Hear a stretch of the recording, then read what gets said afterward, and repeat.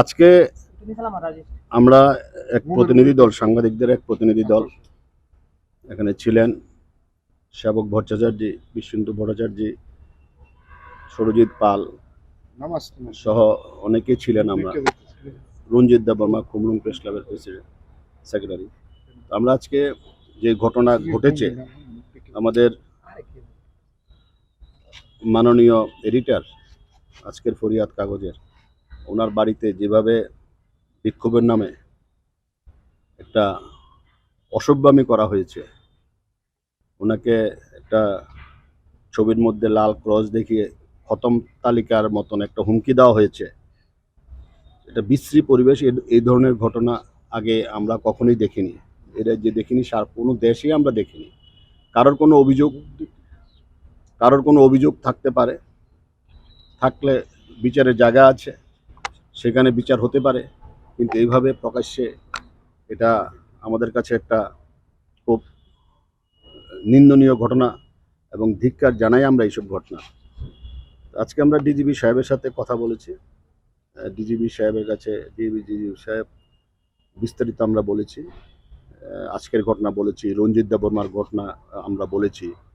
আমরা ওই দিন জমায়েত করার পরে রঞ্জিত দেববর্মা লাইভ করে যেভাবে সবাইকে ধমক দিয়েছে সেটা বলেছি। আজকের ঘটনা বিস্তারিত এখনও পোস্টারগুলো আছে, সেগুলো বলেছি। তো পুলিশও সব জানে।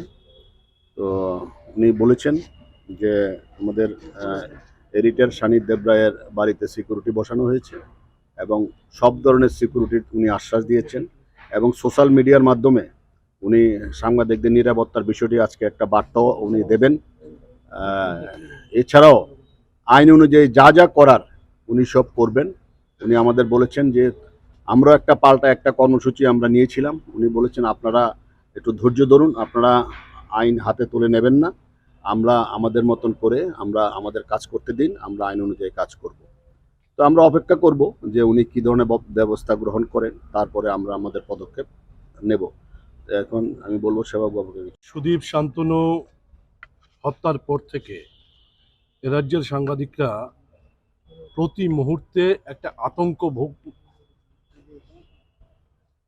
ফিল করছে। বিগত কয়েক বছর আমাদের মনে হয়েছিল এই আতঙ্ক থেকে আমরা বাইরে বেরিয়ে যাচ্ছি বোধহয়, যদিও বিচার হয়নি এখনো। কিন্তু সম্প্রতিকালের যে ঘটনাগুলো ঘটছে, এই ঘটনাগুলো পুনরায় আমাদের মধ্যে সেই আতঙ্ক সৃষ্টি করছে। আমরা ডিজি সাহেবের সাথে কথা বলেছি এবং ডিজি সাহেবকে আগাম সতর্ক করেছি।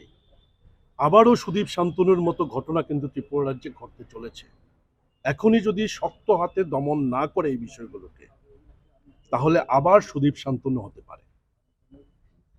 এখানে ডিজি সাহেব উনি আশ্বাস দিয়েছেন শক্ত ব্যবস্থা গ্রহণের এবং আমাদেরকে আশ্বস্ত করেছেন এই সমস্ত বিষয়ে, আজকে যেটা ঘটল বা রঞ্জিত দেববর্মা যেটা করেছে, এই সবটা বিষয়ে উনি কঠোরতম একটা ব্যবস্থা গ্রহণ করবেন এবং সাংবাদিকদের নিরাপত্তার বিধান করবেন। ধন্যবাদ।